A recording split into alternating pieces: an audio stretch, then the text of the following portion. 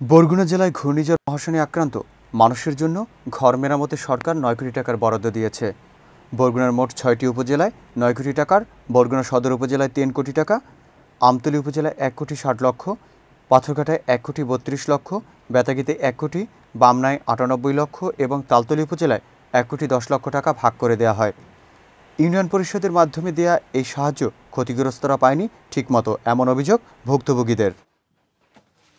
মহাশনি আর কি সব ঘর বাড়ি কিছুই নেই, আমার সবই ভেঙেছিল, সব তছনছ হয়ে গেছে। আমার তো আর সবই শেষ, আমার ধরতে গেলে কিছুই নেই। মেম্বার চেয়ারম্যান দেশে আর কি 2 দেশ ভাগ করে দিয়েছে, এটা অর্ধেক অর্ধেক ভাগ করে, একজনের দেশে অর্ধেক আর আমার দেশ অর্ধেক। না ঠিক মতো তো আমি পাইনি, ঠিক মতো পাইলাম কেন? ঠিক মতো পাইলে সবাইরে ঘর দিয়েছে, সবাইরে ঘর দিয়েছে, হেলে আমার একটা ঘর থাকতে না।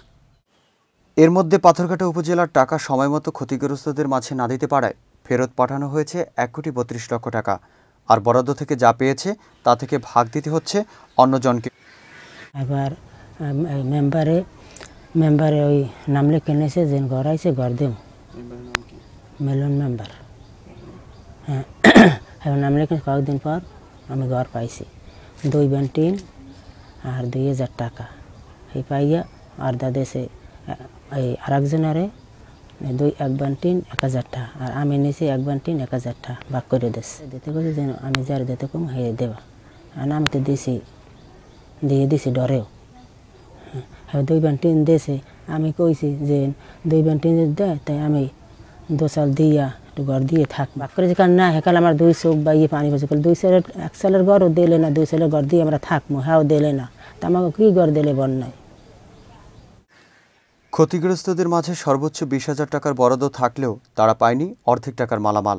তাদের কিনে দেওয়া হয়েছে 2 বার নিম্নমানের টিন ও 2000 টাকা দিয়েই বিদায় করে দেওয়া হয়েছে। মহাসেন আসার পরে এখানে অনেক ক্ষতি হয়েছে বরগুনাতে। বরগুনা জেলায় 9 কোটি টাকা পাই, 9 কোটি টাকার বরগুনা সদর উপজেলায় পাই 3 কোটি টাকা। সেই 3 কোটি টাকা দিয়ে তাদেরকে বাড়িঘর সংস্কার করার জন্য আমরা এটা নির্বাচন করি। পরবর্তীতে ত্রাণ মন্ত্রণালয় থেকে যে কমিটি করা হয়েছিল, সেই কমিটি তারা সিদ্ধান্ত নেয় যে তাদেরকে টিন কিনে দেওয়া হবে এবং 2000 টাকা করে দেওয়া হবে।